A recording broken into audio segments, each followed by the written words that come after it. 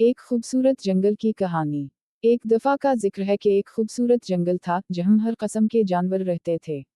वहां के जानवरों में एक हुनरमंद खरगोश, एक अक्लमंद फूल और एक खूबसूरत तोता था। सब जानवर एक दूसरे के साथ खुशी खुशी रहते थे। एक दिन खरगोश ने सोचा कि क्यों ना एक दौड़ का मुकाबला रखा जाए।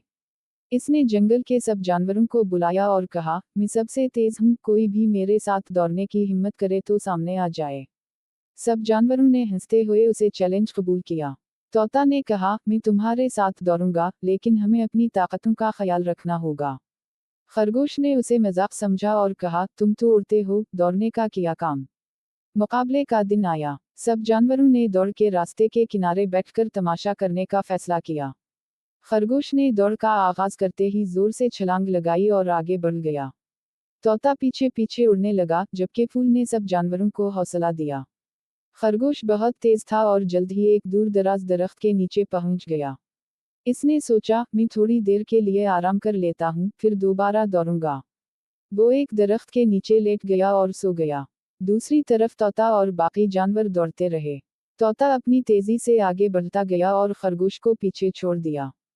फूल ने तोता को मशवरा दिया कि वो आगे बढ़ता रहे और जब खरगोश जाग जाए तो उसे बताए।